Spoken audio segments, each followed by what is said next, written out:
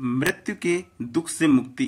दोस्तों, ये कहानी बहुत ही इंटरेस्टिंग है, इसे आप लोग ध्यान से सुनिएगा। आखिर गौतम बुद्ध जी ने मृत्यु के दुख से मुक्त होने का क्या रास्ता बताया है। ये कहानी एक महिला और उसके पुत्र की है। दोस्तों, इस कहानी को बहुत ही ध्यान से सुनिएगा और अगर स्टोरी अच्छी लगे तो हमें कमेंट बॉक्स में जरूर मेंशन कीजिएगा। और दोस्तों, अगर चैनल में नए हो तो चैनल को सब्सक्राइब कर लें, बेल आइकन प्रेस कर लें इसी तरह इंटरेस्टिंग कहानियों को जानने के लिए। तो चलिए आज की इस स्टोरी को शुरू करते हैं। बहुत समय पहले की बात है। राजगृह नगरी में एक स्त्री रहती थी। उसका नाम था किसा गौतमी। गरीब घर की बेटी थी, पर विवाह के बाद एक सम्मानित परिवार में आ गई। धीरे धीरे उसकी गोद भी हरी हुई और उसने एक सुंदर से बालक को जन्म दिया। वह बच्चा उसकी आंखों का तारा था। माँ जब सुबह उठती तो सबसे पहले उसके चेहरों को देखती।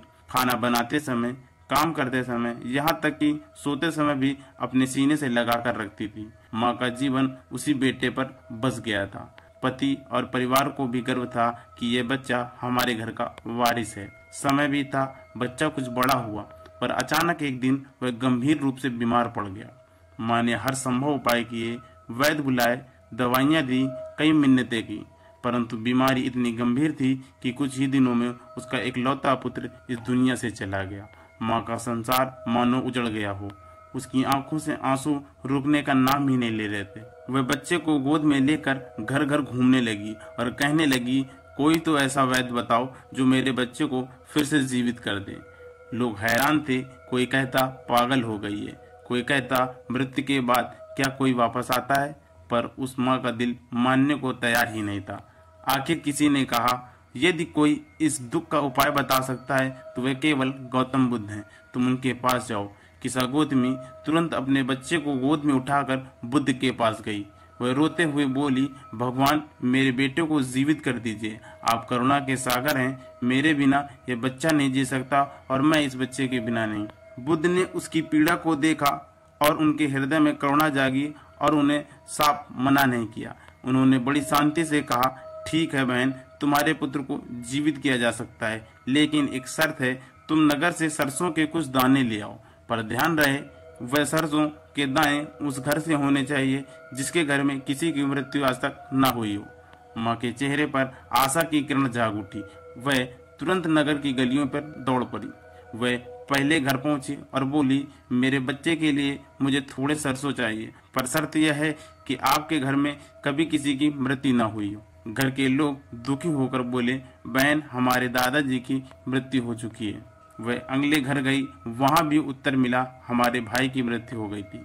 वह तीसरे, चौथे, इसी तरह कई घरों पर गई और हर जगह यही जवाब मिला।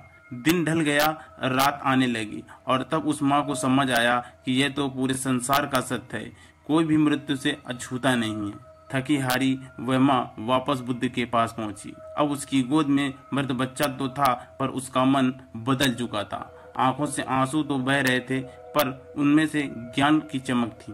वह बोली, भगवान, मैं जिस घर की तलाश कर रही थी, ऐसा कोई घर इस संसार में नहीं है।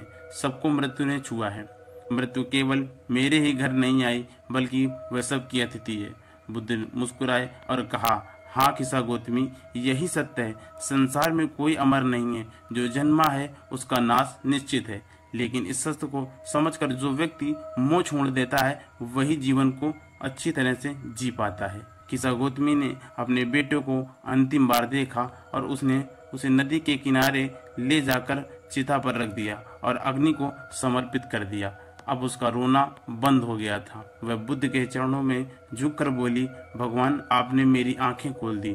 मैं जान गई कि मृत्यु दुख नहीं बल्कि जीवन का नियम है। मैं आपकी शरण में आना चाहती हूँ। उस दिन से वह बुद्ध की अनुयायी बन गई और संसार में मृत्यु के सत्य को स्वीकार कर लोगों को समझाने लगी। दोस्तों, ये छोटी सी कहानी आप लोगों को कैसी लगी हमें कमेंट बॉक्स में जरूर बताएं। और दोस्तों, अगर चैनल में नए हो तो चैनल को सब्सक्राइब कर लें, बेल आइकन प्रेस कर लें इसी तरह इंटरेस्टिंग कहानियों को जानने के लिए। मृत्यु से भागकर नहीं, उसे स्वीकार कर ही हम शांति पा सकते हैं। संसार में कुछ भी स्थायी नहीं है, न तो धन, न शरीर और न रिश्ते। जो इस सत्य को समझकर आसक्ति छोड़ देता है वही दुख से मुक्त होता है। इसलिए बुद्ध ने कहा है, मृत्यु से डरना मूर्खता है। डरना है तो गलत कार्य और गलत जीवन से डरो।